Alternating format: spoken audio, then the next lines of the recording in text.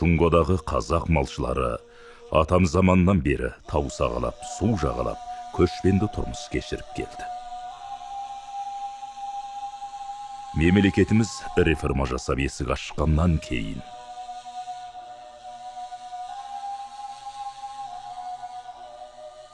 малшы қауымның тұрмысында тың өзгерістер бола бастады.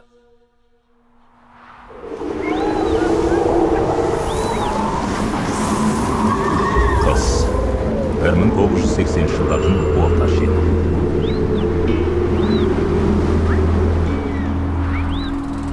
Қаржыгер Каухан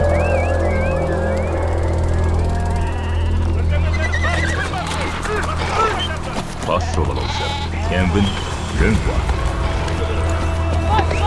бас бақылаушы Чжуши Сюсин, Гүлшан Тұрақын Жаңхун, жобалаушы Чан Тайба Юе Әбдіғұпыр Әбдес, бақылаушы Мұқият Рамазанова Жөнхуа, сценарист Айша Тәбәрәқызы Каухан Жол, оператор жетекшісі Терілдер, сурет жетекшісі Мәмет Әбден, монтаж жетекшісі Чан Ифән.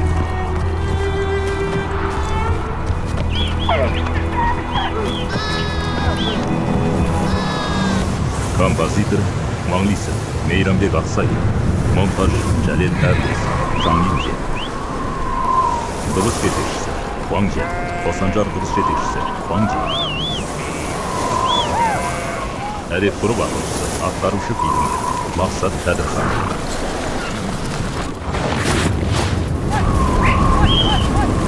Көркемдік жетекші бас фильмдер Каухан. Басы рөлдер Қайрат Қалымова, Маржан Байтөкенқызы. Ерекше ұсыныс етілген актер Әлімжан Тұрсынбек. Режиссер Әділшақ Шақрахман Жолжин. Тез ана жаққа барыңдар, тез! Қар бермей балаларға жақсы қараңдар!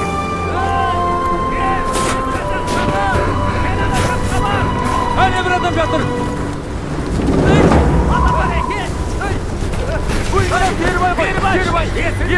Кербай! Саған не болды?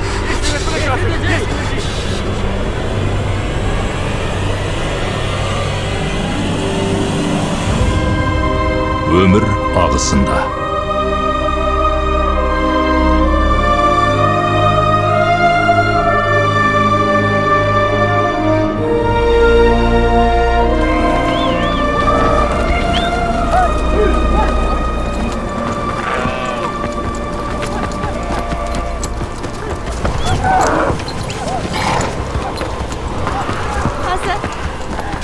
Hazır.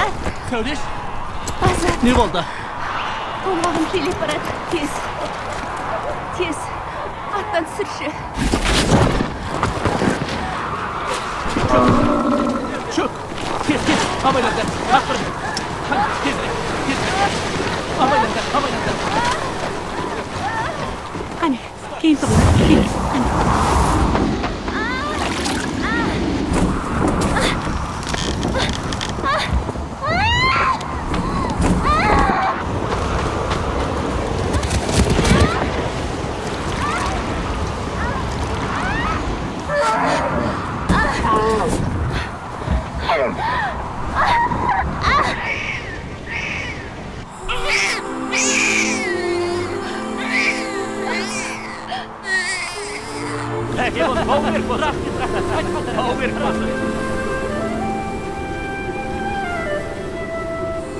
Жылқышы ма, қойшы ма? Suyunşu, çok şeker. Рахмет. Сен кіндік анасың. Баланың атын дөсін ғой. Borandı bunu tuğasın. Atım Borangıl koyayık. Маққоза. Абайла. Айналайын.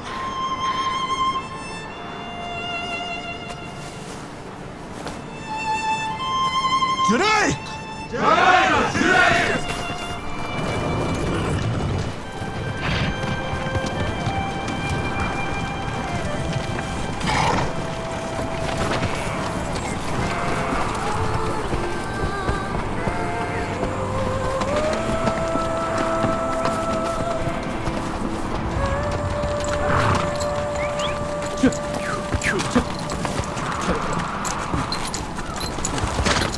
Ойпырай.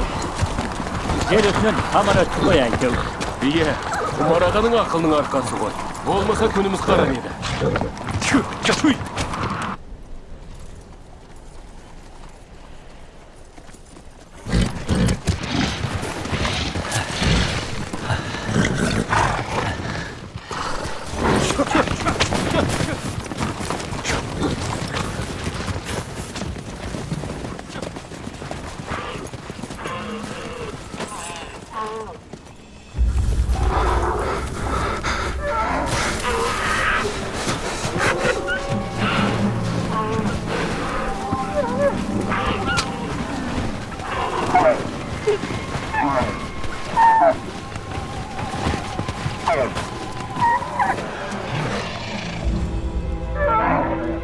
Cengiz!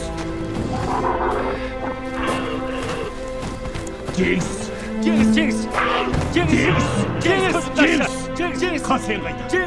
Kasen kayda! Hey! Kasen kayda deyimim!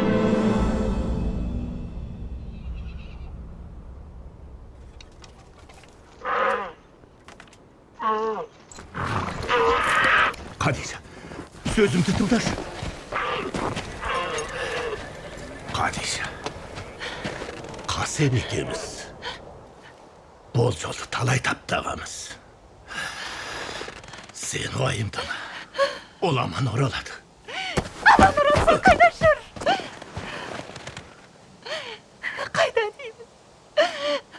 Kayda.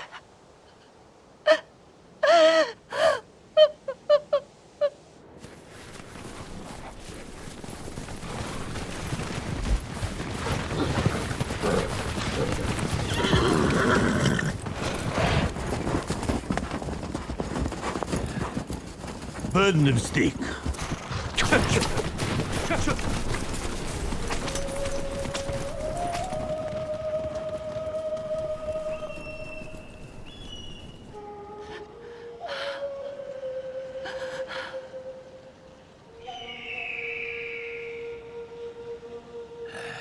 İzlemegen çermiş.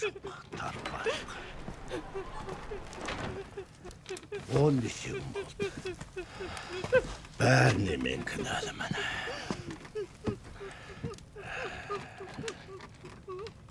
Шеше, әкем бармаған күнде де бұған бәрібір басқа бір адам барады. Бұл тосын жағдай ғой. Ей! Не деп білжіріп отырсың? Бұған мұны кісі кінәлі! Ей, балалар, қойыңдар, қойыңдар. Мен ұрмақсың ба?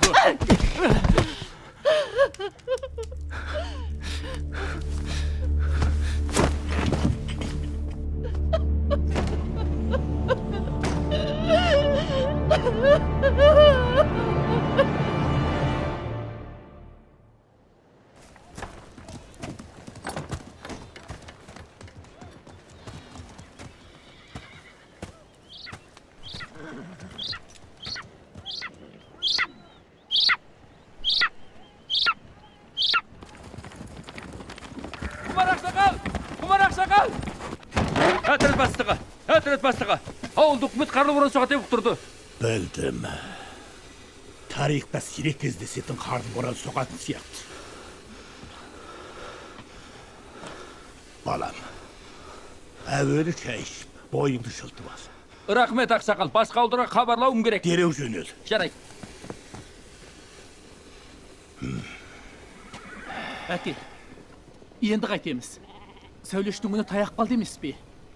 Сендерге қарайламаған болсам, жұртты баяғыда көшіріп әкетуші едім. Бірақ бұл...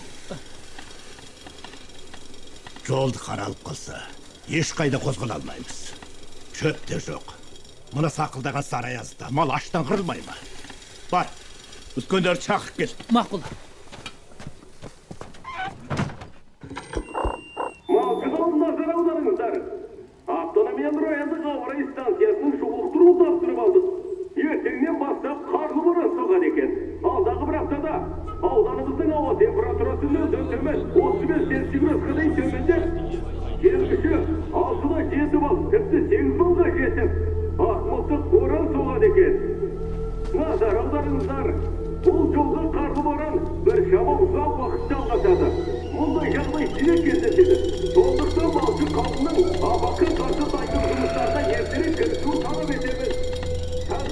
Karlı boran soğuğudan ilgeri borandı kezeğinden ötüp alayık. Üyleriңді жығып көшуге қамдадыңдар. Түйелерді қайтеміз. Жеңіс бұл жағдайдан бейхабар арықтауда жатыр ғой. Расау, Жеңіс бұдан бейхабар ғой.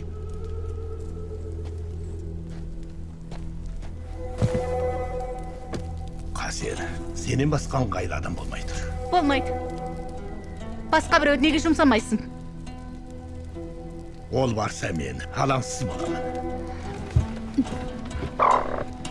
Көшеміз деп. Бәріміз де қызылтанау болып жатырмыз. Жастардың бірін жұмсасақ болмай ма? Жастар көшті бастап соң жинастырады. Қоныш жалады. Мен Қасенге сеніп отырмын. Жеңіс, менің балам, өзім барайын. Жоқ, ол көптің түйесін бағып жүр ғой. Мен барайын.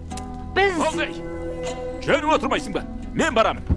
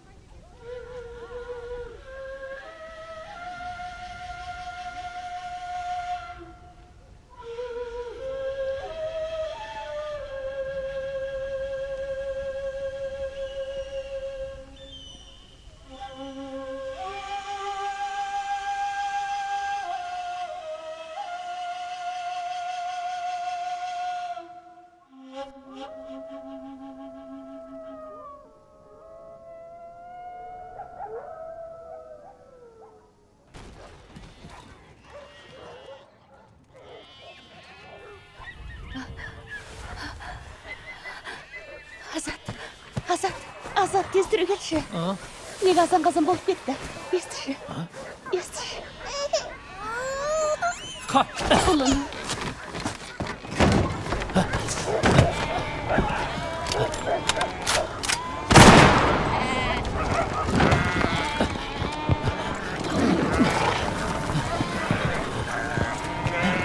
Әке!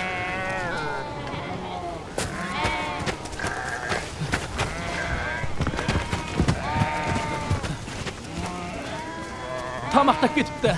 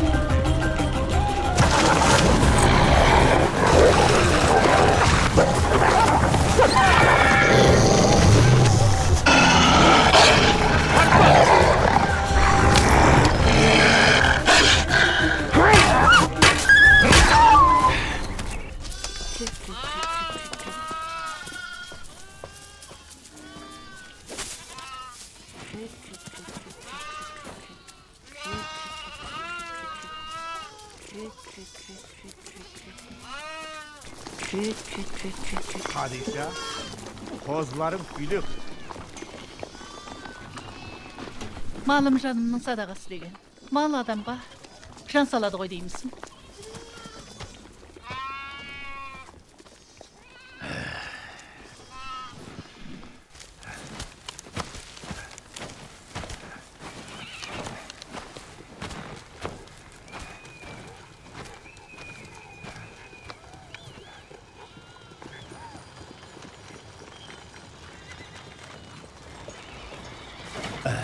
Balam, manalı da padişah bayın apartı.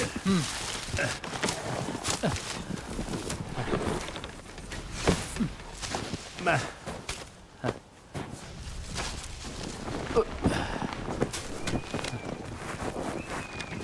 Ketdim aka. Para koy. Şu. Şu. Şu.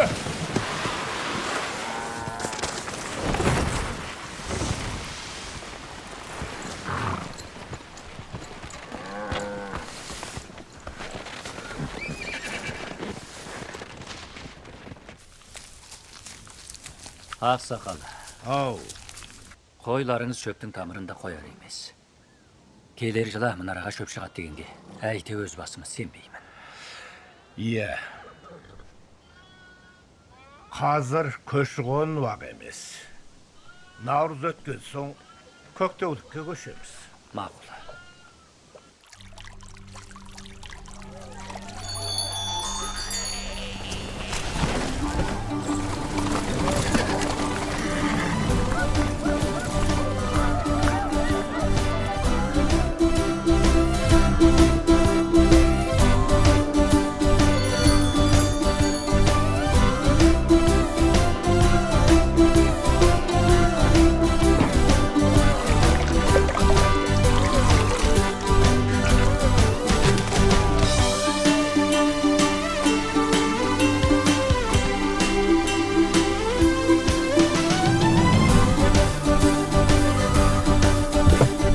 Қалай, міне кісі өт көріп, наурыз қарсы алып отырмыз. Жаңа бір жыл басталды.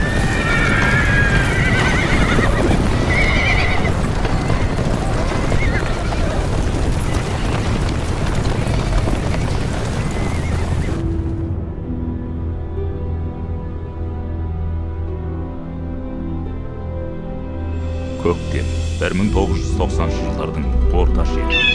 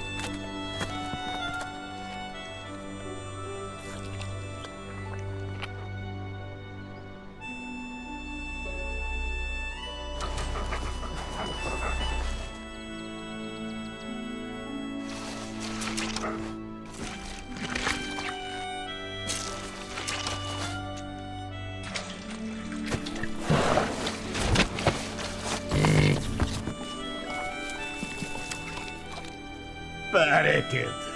Туып ал.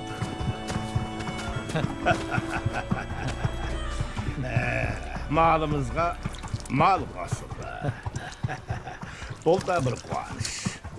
Иә.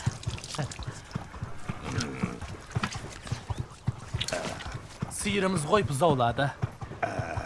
Бірақ Қадиша апайдың інгенінің күйі өте нашар екен.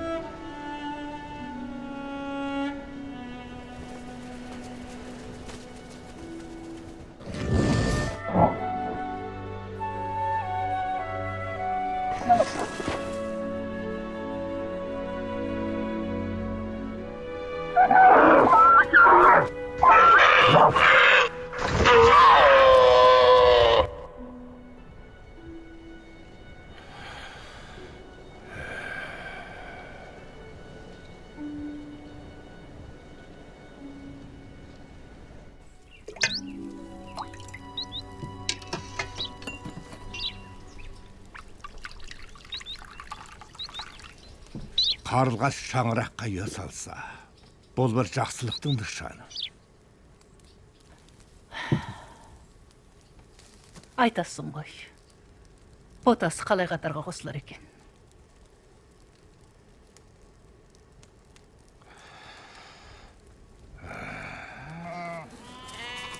Мұнаған не болған? Әке! Қараңызшы!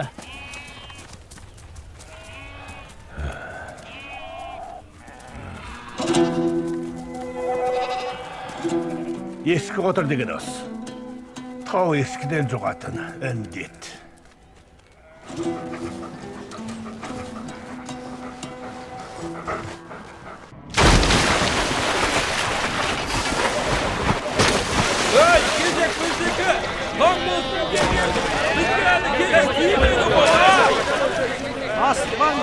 Asıqmanlar, birden salayın. Rannağa bir toğuttan soğuk oldu. Casıl duruz, asıqmayın. Öldürömüz. Ешкі отырың қиын екен. Менің қорамнан да бір талай мал шығын болды емес пе? Қиын болды ғой.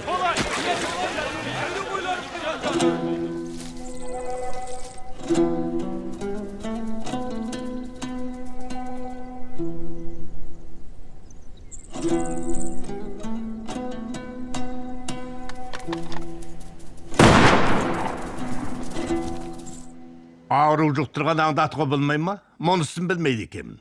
Емдатпасам болды ғой. Ағай, мылтықты тізінде боламыз. Сосын сақшы бөлімшесіне тапсырамыз. Мұнарға қолыңызды қойыңыз.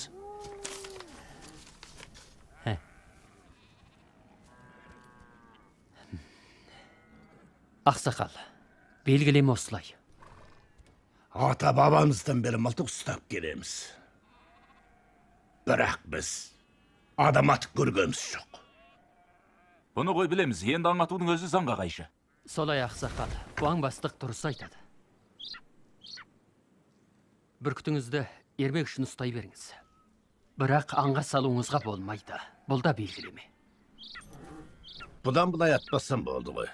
Алайда, бұл мылтығымды бере алмаймын. Әкемнен қалған мұра.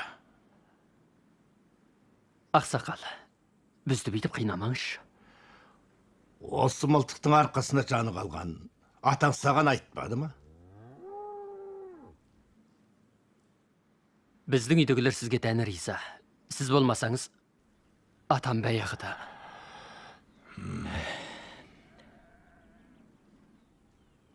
Не десеңіз де, біз осы жолы, осы мылтыққа бола келдік. Ақсақал, бұрын өзіңізді әтрет бастығы болғансыз. Елге бастамашы болыңыз.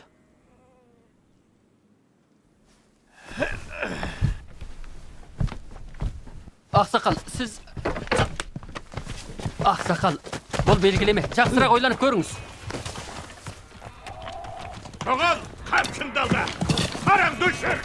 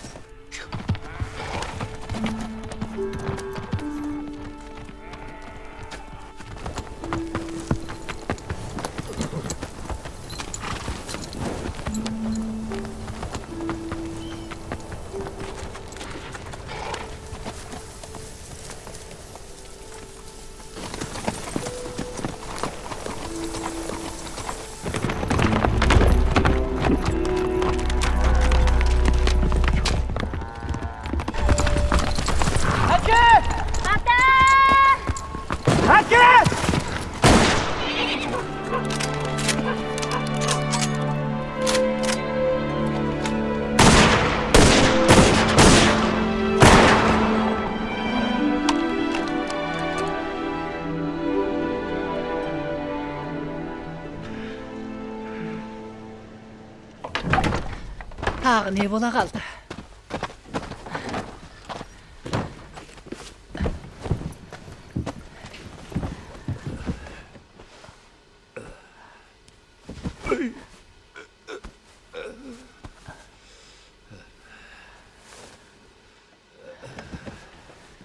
Azıcık anav.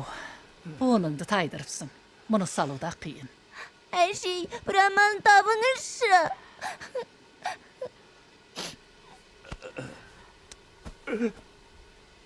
Amaldak bırak. Söyleş. Bol dayındalayık. Hani ayağım mıhlapsızda. Bayağı tömen karaytırdı. Sen çoğar, sen tömen. Jarayt, ahırına. Hani küşöp tarttыңдар. Tart.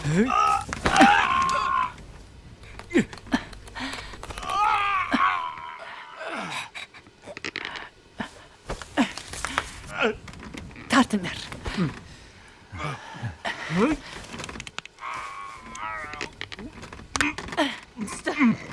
Tuzu koyunдар.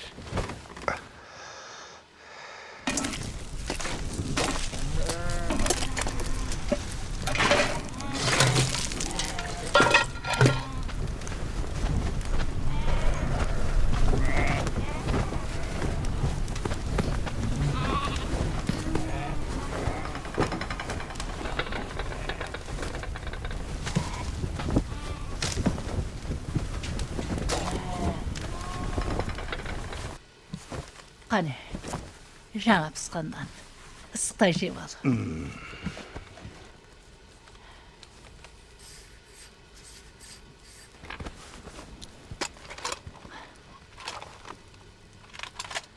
Мылтығыңды былай қойғанда, керек десе бойыңнан жаныңда шығады ғой. Уайымдап қайтесің.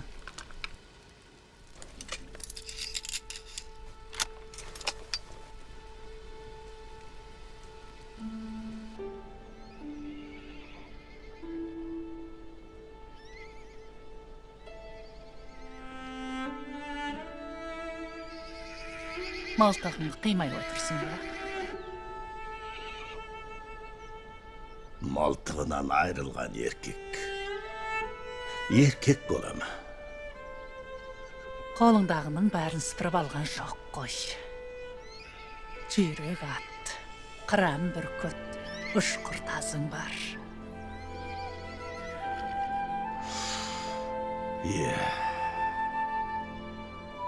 Mana iki baladım. Kızım kasen öz gözüme göredim olsa. Tövbesi kökke etmedi.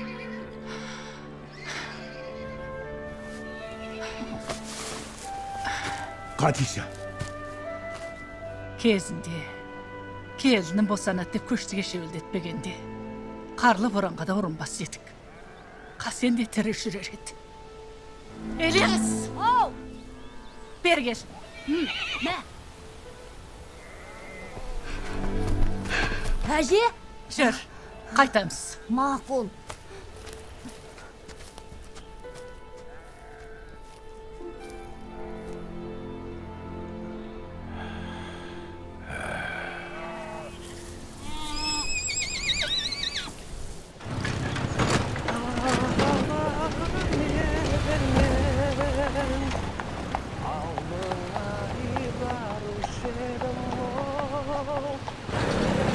kalsan emesiz be. Esirsin.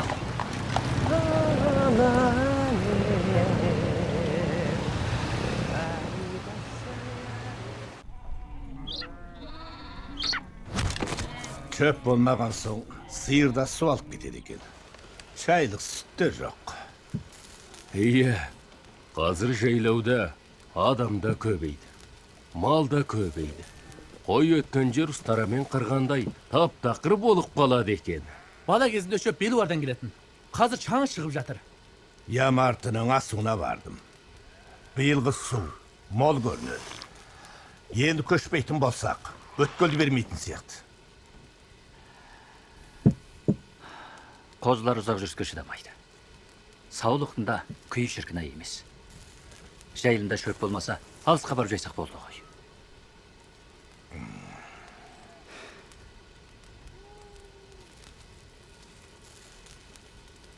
Üç günden keyin köşemiz.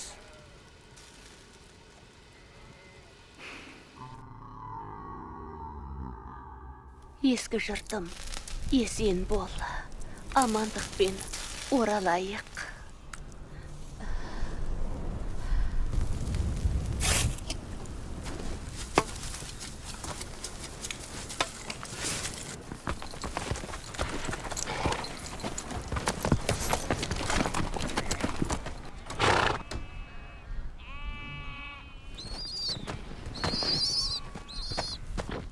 Үйde neге çıkmagansыңдар?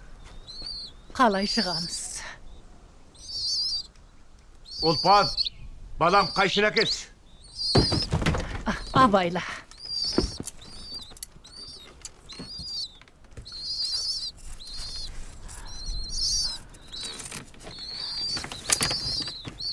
Elias, Ау, mınanı mamagaşka göçüreyim. мақұл. Болады.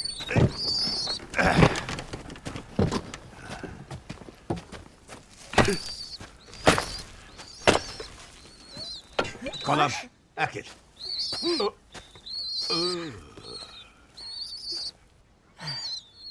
Әсілі, балапандарын шырған соң көшеміз ғой деп ойлаған. Енді көрім болды. Bayan, duman, tez ettinger, köşemiz. Біз кеттік. Тастап кетті демеңдер.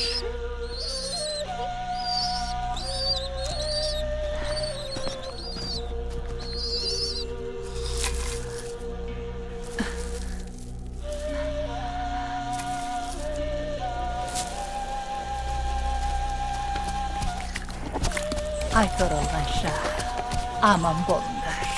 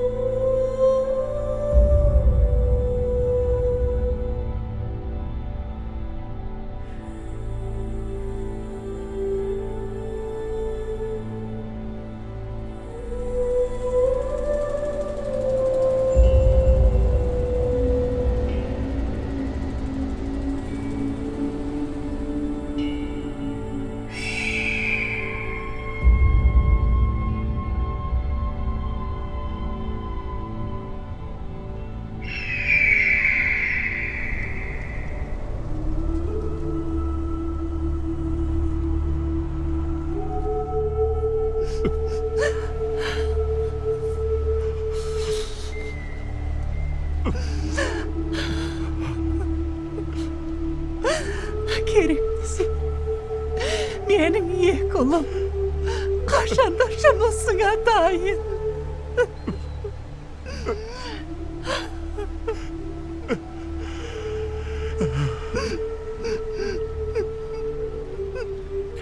Жүрейгет. Көшкен ел бізді күтіп отырған шығар.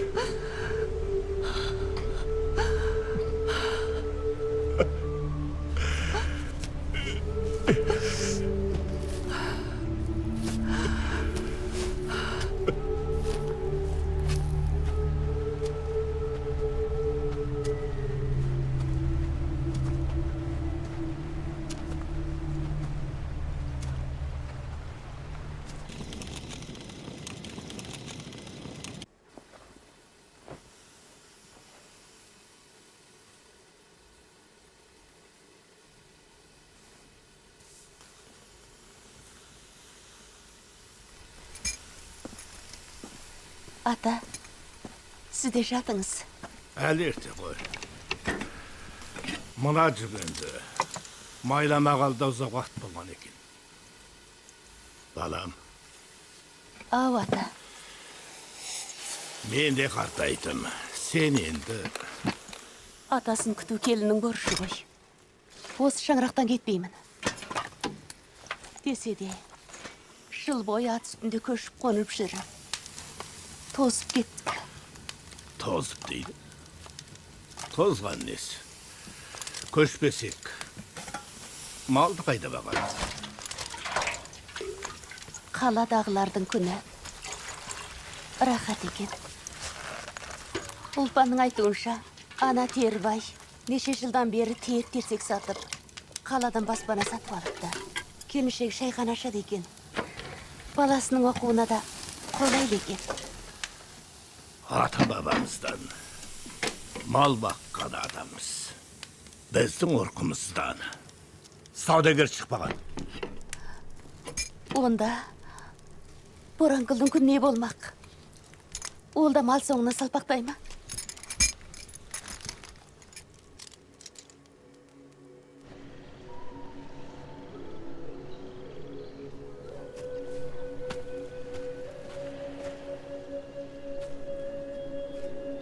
Ата, ертерек демалыңыз.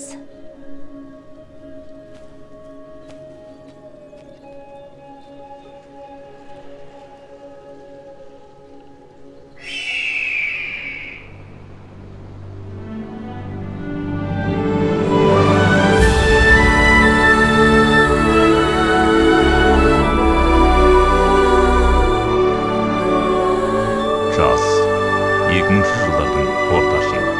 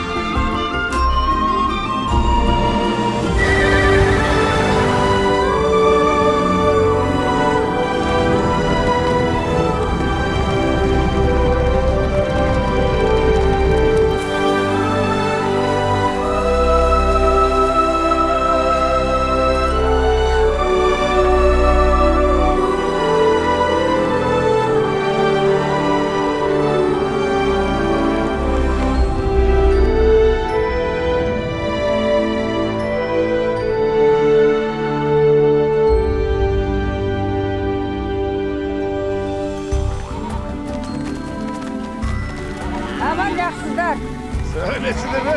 Peygamber'e aman geldiler. Hoş baysaldı olsun. Ayşın.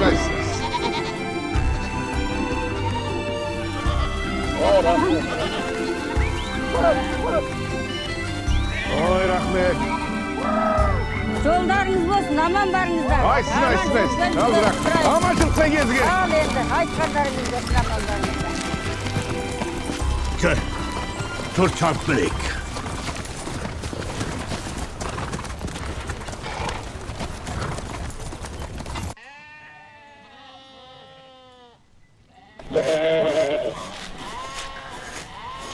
Üç kilo 100 gram eken. Hani kezek sizdiki. Ha hani. Hani.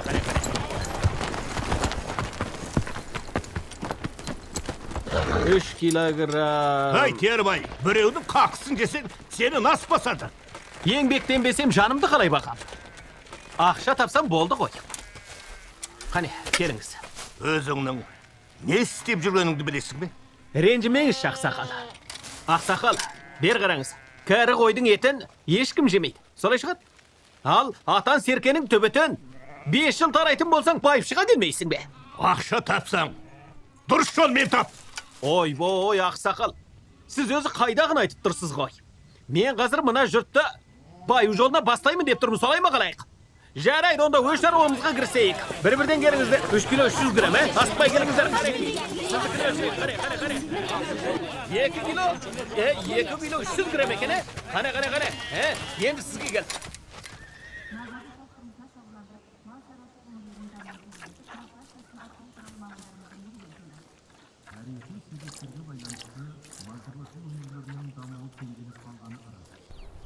Reforma жасап, есік ашқалы еліміздің экономикалық қуаты недәуір артты.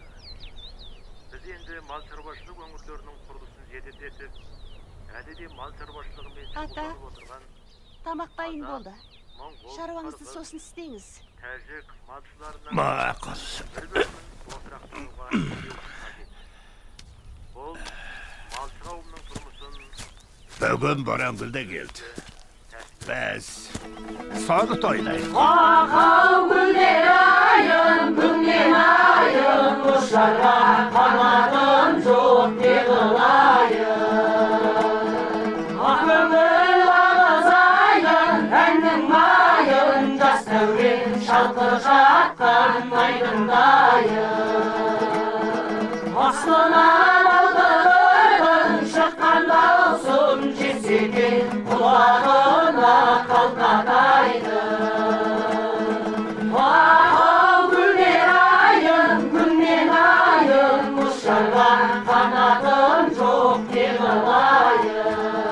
Апай, қызым жоғары мектепке қабылданды. Бейжіңге барақтың бопты ғой, жақсы бопты.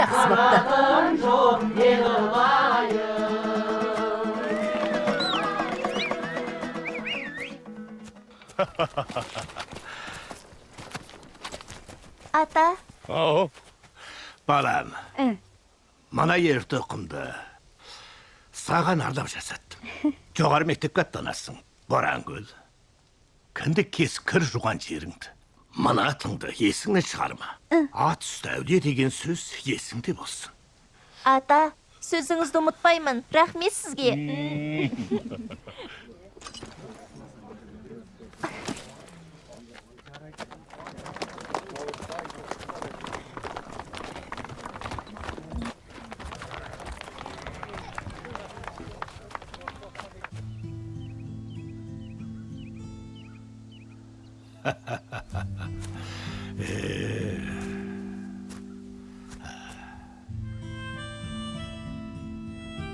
Ілиясқа кеткен болды ғой. Көзді ашып жұмғанша екеу де есейді. Борангүл мен Ілияс бірін-бір ұнатып қалса жақсы болар еді.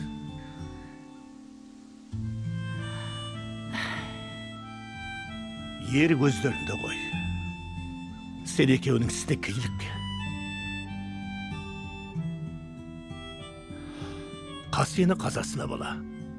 Meni қашанға дейін кінәлайсың, Қадиша?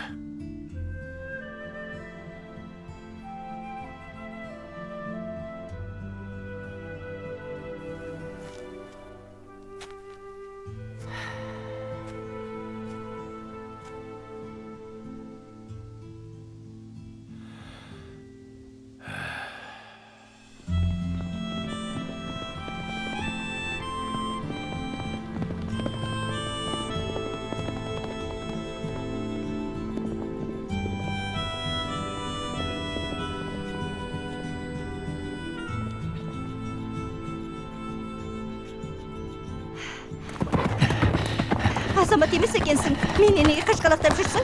Жігіт болсаң келер жыл тағы imtihon тапсыр. Мен сені мектепте күтөмін. Men оқымаймын. Шоферлік үйренемін. Болашақтағы көлігім әкемнің жылқысынан да көп болады.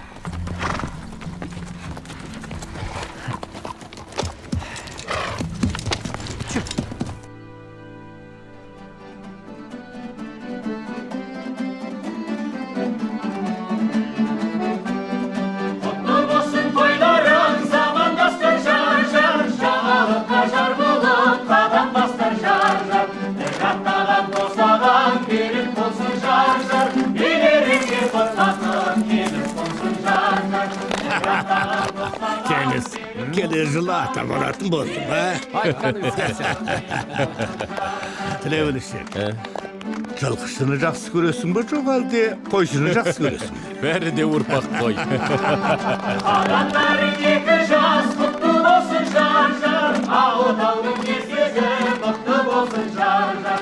Ата-ананың үмітін сақтаңыздар жар-жар. Махаббатты мәңгіде сақтаңыздар жар-жар.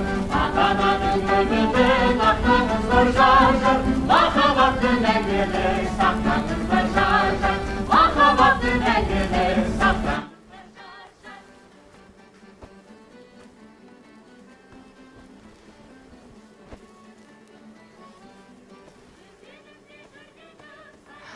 Жігерді ұйықтат.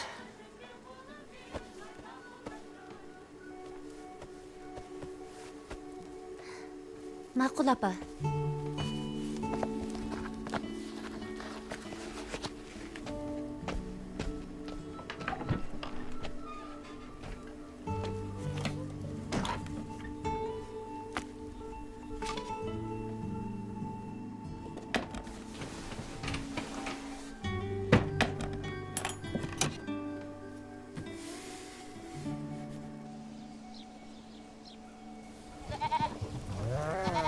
Байқадың ба?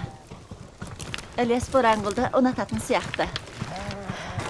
Қыз бала деген ананың қолқа жүрегі ғой. Мен оны қайдан байқамайын. Енді бір айдан соң Бораңғыл оқуға аттанады. Шынымды айтсам қимай тұрмын. Сеше Бораңғыл енді қайтып орала ма? Азат көзі тірісінде. Дала тірлігі жақсы.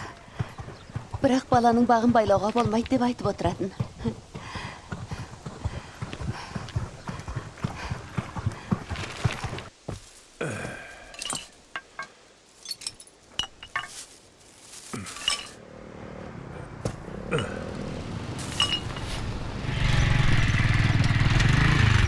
Ақсақал, амансыз ба? Амансың ба, балам? Қайтып келдің бе? Иә. Ақсақал, тапсырған нәрселеріңізді міне ала келдім. Рахмет, рахмет, балам.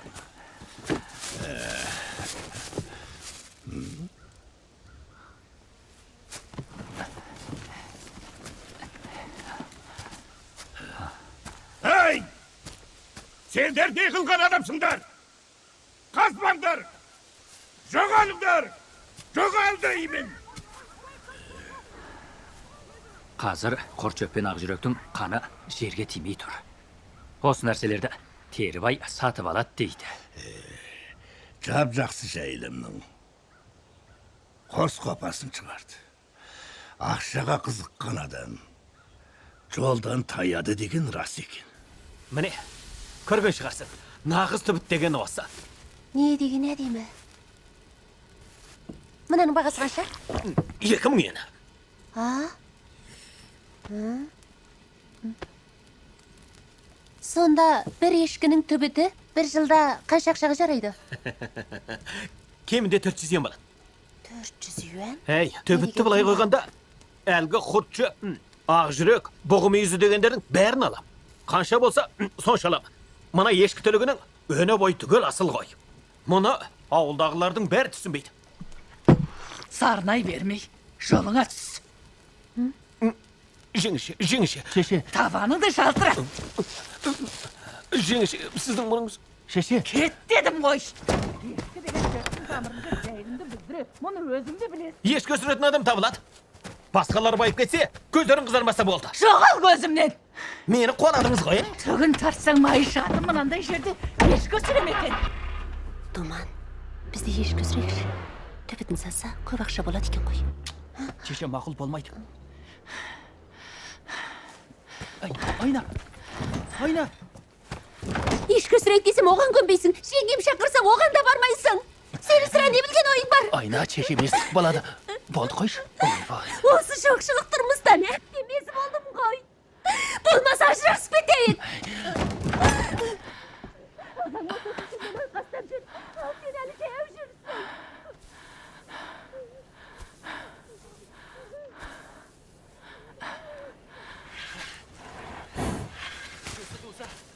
Жүзі сассаң, қойың әсте мұң болмайды.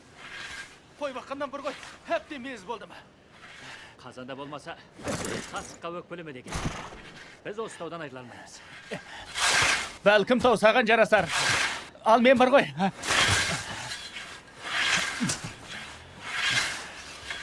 Айнын аламда ойға көшіп кетем.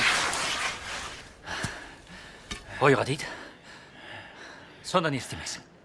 Қайнағам шекарада серіктестік ашқан. Көмекші керек екен. Сонда барып істеймін. Қойды түгел сатам да. Мен де шекара саудасымен шұғылданбақшымын. Сауда дейді? Ебің бар ма? Аға жеңгеміз бар. Үйрене жүріп істемеймін бе? Онда шешем қайтеді. Шешемнің мал мүлкі сенікі болсын. Болмаса, сен көшіп кел. Не болмаса, шешемді көшіріп ал. Болмайды. Сен үйдің кенжесісің. Қара шаңырақтың иесісің. Сен бүйтіп маған көзімсімей ақ қой. Мұндай ата салдың құрық болсын. Егер мен көшпейтін болсам, Айна ажырасам дейді. Сонда разы боласың ба? Ей, не деп оттап тұрсың? Мені шаруам араласпа. Өз жөніңді жөндеп ал.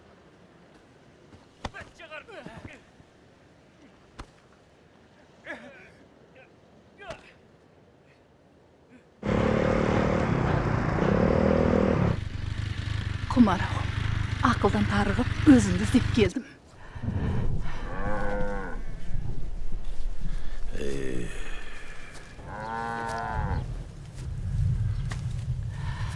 Ұлы мен келін ажырасыпты дегенді естіген шөлгенім артық қой.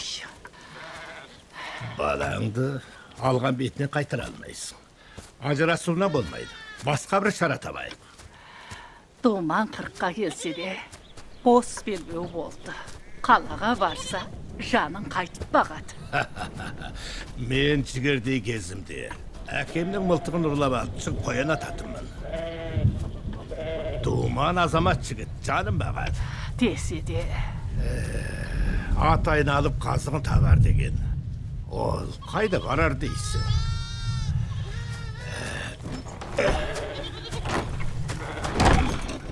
Жүр, асықпай кеңесейік.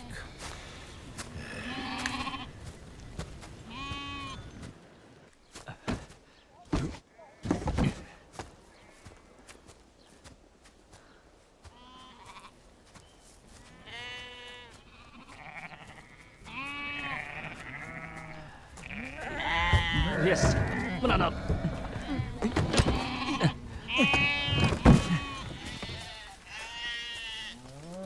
Шеше. айналайын.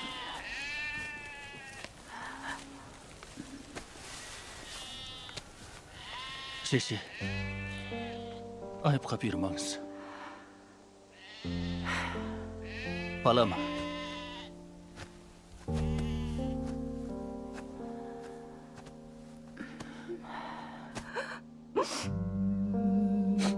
Балама. Әке, қайтып келесіздер ме?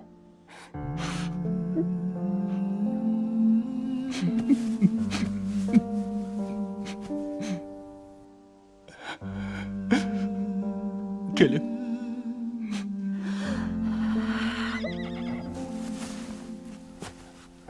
Шеше. Мен жүрейін. Денсаулығыңызға көңіл бөліңіз.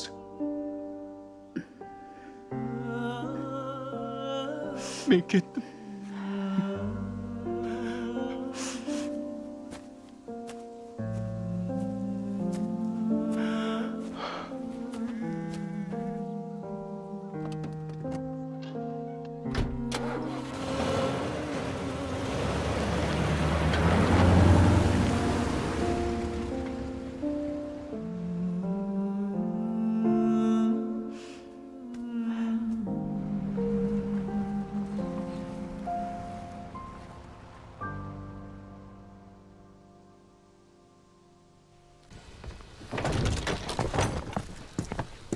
Ақсақал, бізді іздедіңіз бе?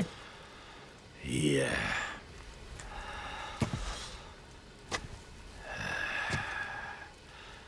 Ешкі құмалағы сор болады. Жайлымды күйдіреді. Тербай осалдың баласы ғой. Соған ақыл айтсақ па деп еді. Дұрыс. Болды. Енді айта берме. Әпті емес болды. Енді менде жұмыстарың болмасын. Ай! Қойш болды. Тыңдамай. Ай, Керімбай! Ай!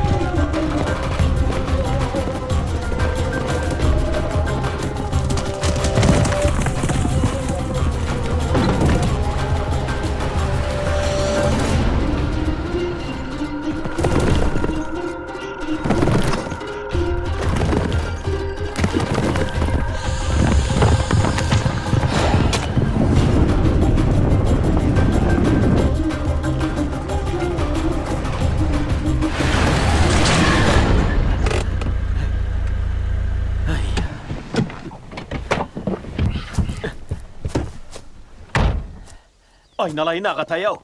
Сізге не қылдым мен? Менің сонда не жазығым бар? Заңға қайшы келген жерім бар ма? Әйтеу сіз менің қырсауымнан қалмай қойдыңыз.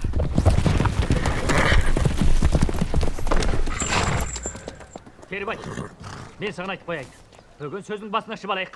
Әйтпесе кетпейсің.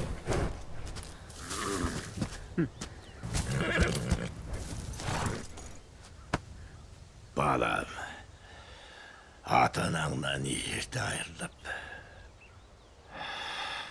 ауылдастардың қамқорлығында ер жеттің. Үкімет пен ауылдастарың қораңа мал салып берді. Осы елдің арқасында басыңа үй тігіп, бауырыңа қазан астың. Енді мына ауылдастарыңа ұят істеме. Ана жылғы қарлы боран есіңде ме? Ауылдан кадрлар құтқармаса, өстіп жер басып жүрер медім? Жақсырақ ойлан, балам.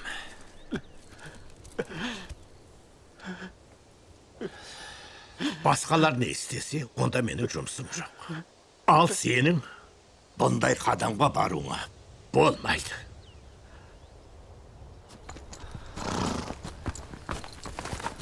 Керімбай. Кетші яры! Саудар мен істемесем де басқалар істейді. Мен істесем неге болмайды екен? Менің де бағатын қатын балам бар. Соларды асырауым керек қой. Маған бәрі бір. Жұрттың маған істеген жақсылығын мен есті ұмытпаймын. Бай бір жұттық деген сөздің мағынасын 20 жылдың алдына түсінген. Күндіз-түні шарқылағым жастыққа тимей, қой соңынан қанша салпақтасам да, сол қойларымды қарлы бораннан аман алып қала алмадым. Сенші, мінгерің тозығы жеткен мотоцикл, соған мәз болып жүрсің бе? Ал сенші, сенде не бар еді? Мынандай көлігің бар ма? Сатып ала аласың ба? Көлік! Көлік!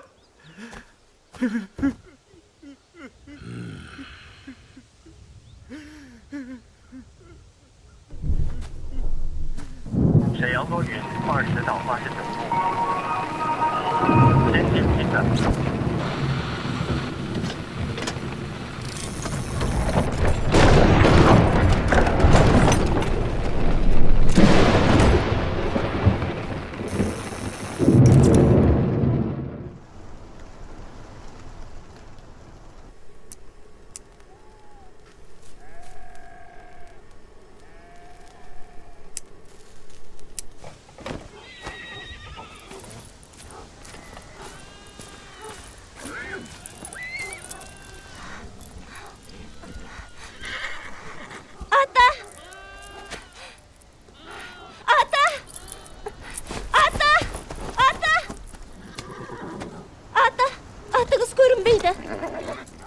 Söylüş.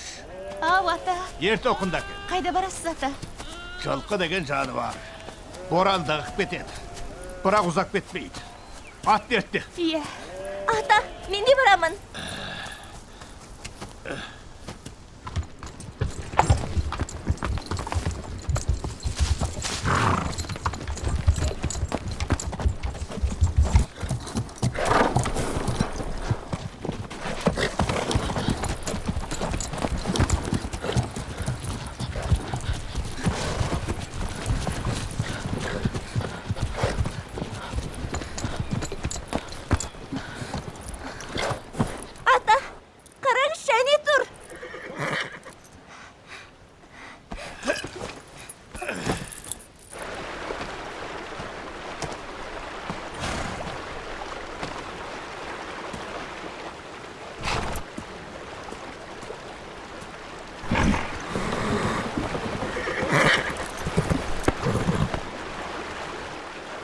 Boran malsızga ketетін болды. Жаны бар. Sen de beni tastak etmeksin. Car. Köşemiz. Kaytayık.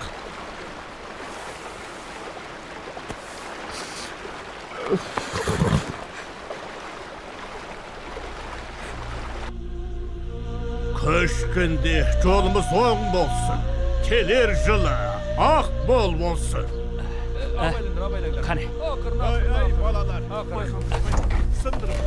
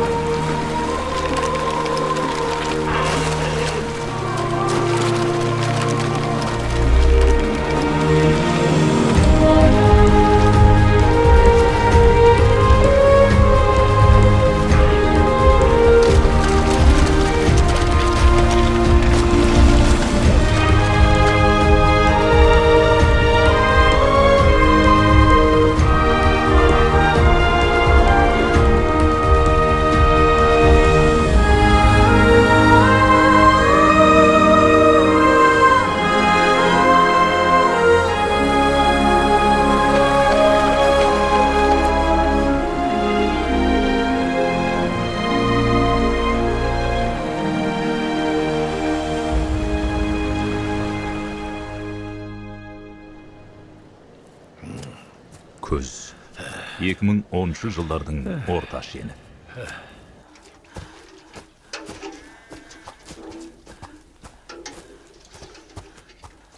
Қазір қай заман? Осы кезде кім қи жағады?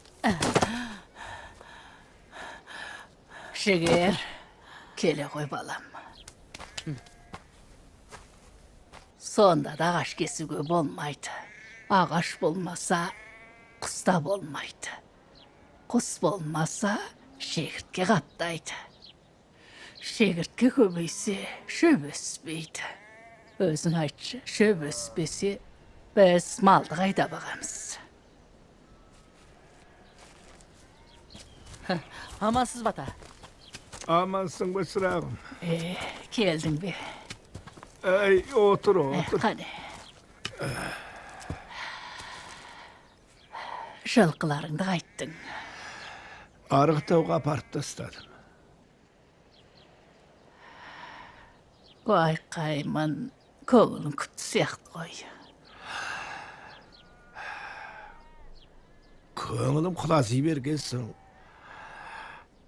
әңгімелесейін деп келдім.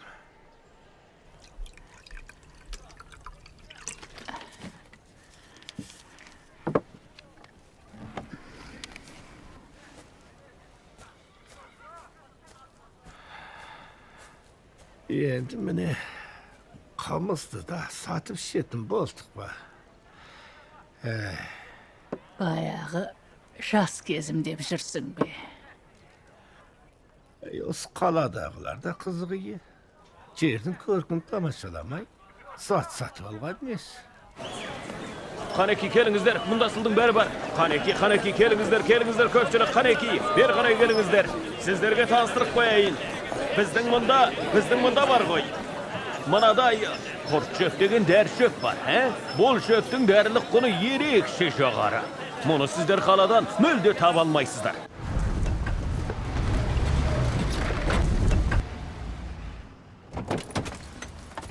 Ата, әже.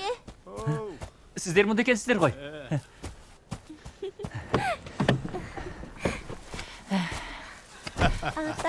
Атаңды көрдің бе? Атаңа бара қой. Aman ese жүрсіңдер ме шырақтар. Аманбыз. Әжеңе бар.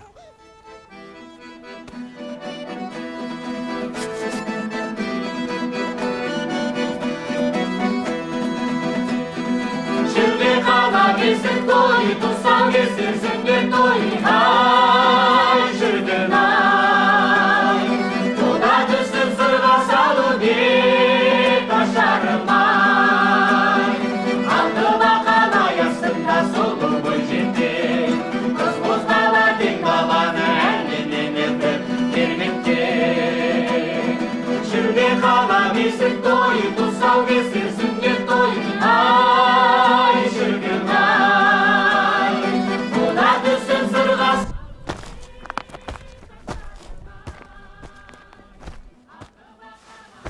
Nasıl bu ciddi?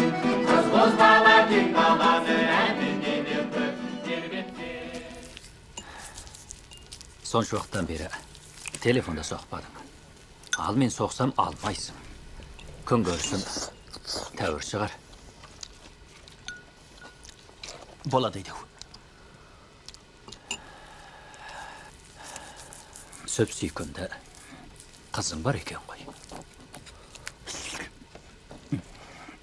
Ол бала айнадан туған жоқ. Біз ажырасып кеткенбіз.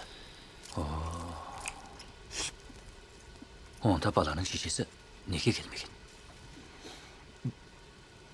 Ол екеуміз де ажырасып кеттік. Сен өзі не деп отырсың? Махаббат. Маған келгенде алдам желес болды ғой. Тағы ажырасып кетіпті. Ол бала кішкентайынан әкесі екеумізді алаңдата беруші еді. Өткенде көз көріп құлақ естімеген істер. Енді өз ауылымыздан табылатын болды ғой.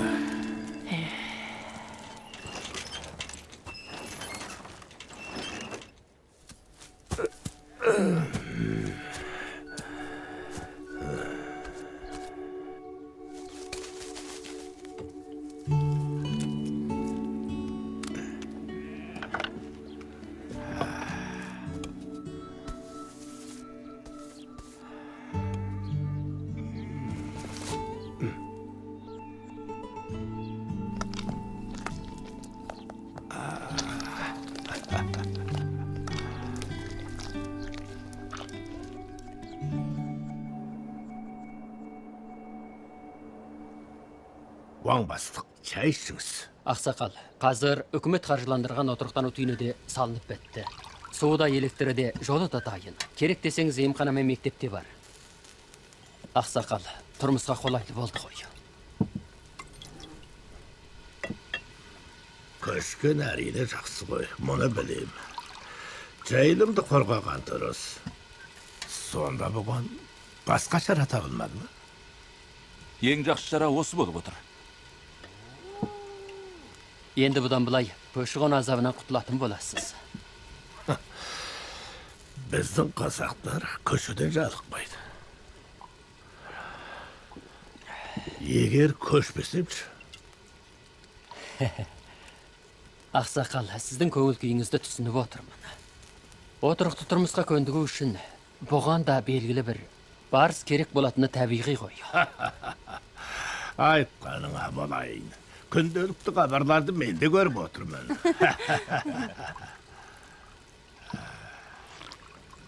Қайтарылған егістік жерге орман отырғызу, жайылымды тынықтыру экологиялық өркениет құрылысындағы басты міндет. Жайлау көркін қалпына келтіру үшін қанша қиындық болса да сөзсіз жеңуіміз керек. Маған бір тілім жер беріп, оған көгені сегіп, сат демексің бе?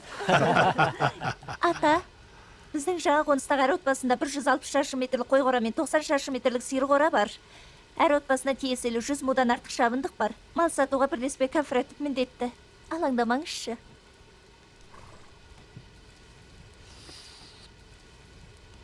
Ата. Ата. Жоғары мектеп бітірген сенде, қыста қызметіне төселіпсің. Не дейсің? Соңғы рет көшеміз бе? Иә, бұл ең соңғы көш. Осы жол бөктерге түскен соң тұрақтап қаламыз.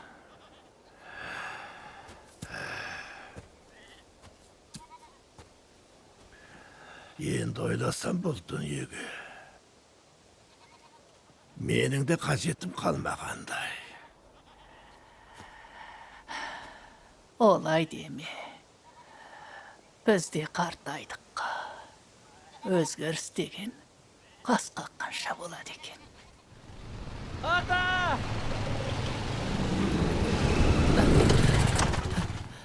Ата, амансыз ба? Не болды қарағым, асықпай айт. Атыңыз... Атыма не болды? Атыңыз мал болатын емес.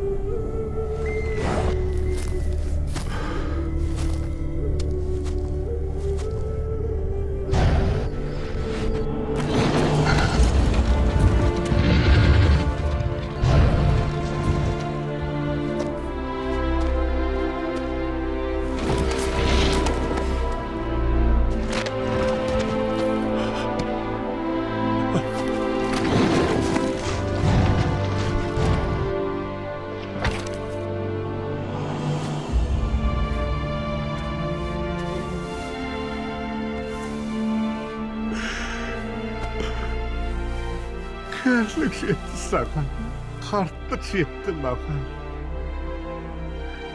Енді өз тұрағымды тап. Маған талай жыл серік болды.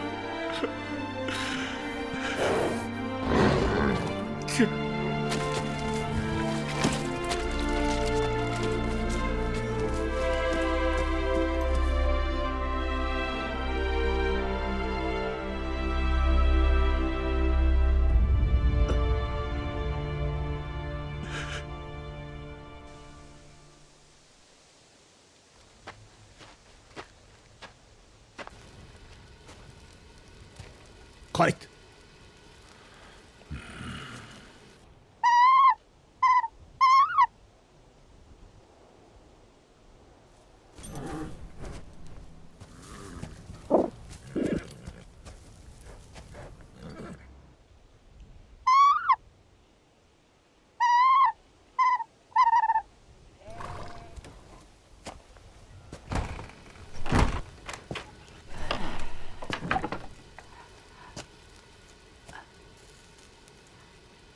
Бүркітіңе жем бермегеніңе бірнеше күн болды ғой.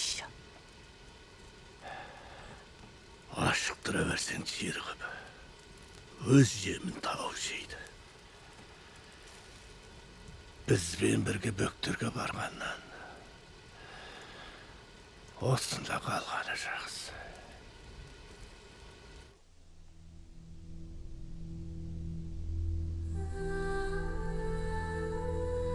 Қыранама. Дем бермей ашықтырды деп. Мені кінәлама.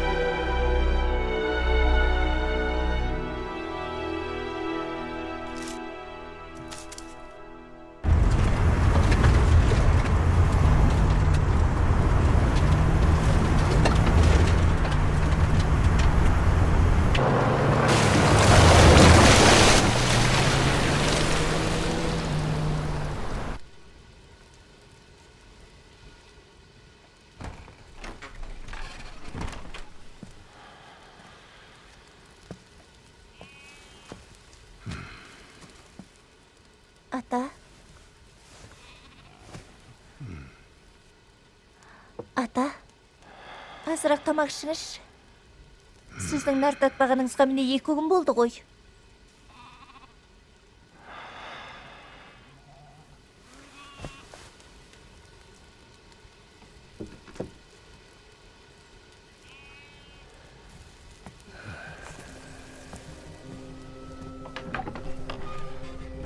Құрдасау, бүркітке де сонша қайғырған бар мекен. Ұзындығын тіл қатпай отырып балалар далаңдаттың ғой. Өйтіп өзіңді қинай бермесен қайтеді, а? Ойлаш өзің, шағиға көшкен деген жақсылық емес бе? Маған салсаң асығып отырмын. Сонша жабығатындай не болды тәйірі?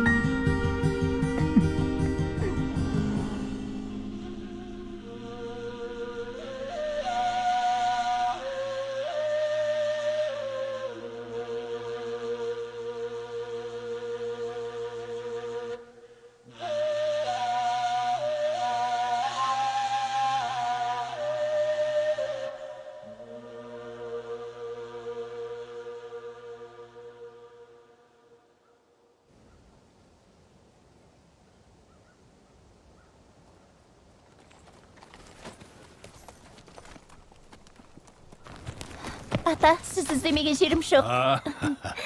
Ертең көшетін болған соң бой жазып келейін деп. Ата, ендігі тұрмысымыз жақсы болады. Алаңдамаңыз. Солай құлым.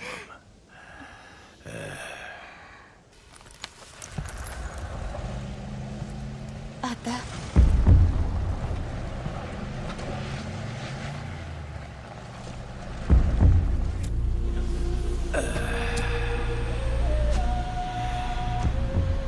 Енді жаңа үйге көшеміз.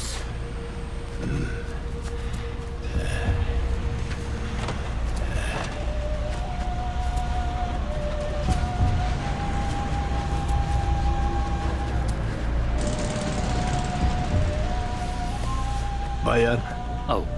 ат та кел. Ата, ап төгіліп отырыңыз. Жаңа қонысымызға 3-ақ сағатта жетіп барамыз. Думан, әкеңнің қамшысын алып кел.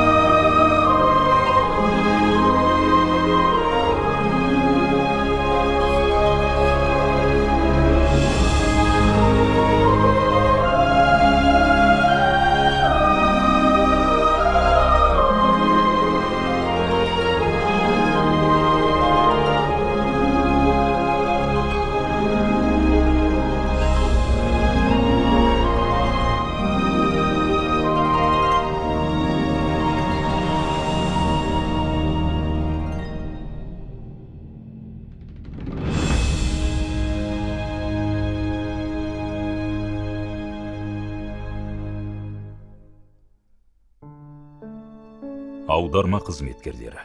Аударған Жеңіс Жиынханұлы. Редакторы Жеңіс Қабдешұлы. Аударма меңгерушісі Нұрметжан Кәмілжанұлы. Дыбыс режиссері Гүлдана Қалибекқызы. Дыбыс бергендер: Қайрат Ғалымұлы, Алмира Қамзақызы, Сейілқан Сәкенұлы, Зураш Мырзабекқызы, Әділ Мәңкейұлы, Серғазы Төлеуханұлы, Елжан Ардыханұлы, Бәйтолла Нәбидоллаұлы, Мерей Қапсалұлы, Алтынқан Сайдылқызы, Түйсен Қажиұлы, Сәрсенбек Сейтқазұлы, Берік Сүлейбекұлы, Жігер Нәбиұлы, Нұрсағат Сапарқызы, Гүлзиқан Бәйтікқызы, Гүлдана Қалибекқызы, Изат Сүлейменұлы. Дыбыс меңгерушілері: Ғалымқан Бейсенбайұлы, Алмира Қамзақызы. Дыбыс жазған: Бекзат Тоқанұлы, Айқын Әбдірахманұлы, Сайра Шапиққызы. Кірістірушілер: Мұқият Рамазанұлы, Бекзат Тоқанұлы. Техника меңгерушісі: Асқар Әбдірешит. Фильм қызметкері: Бақыт Бақашқызы.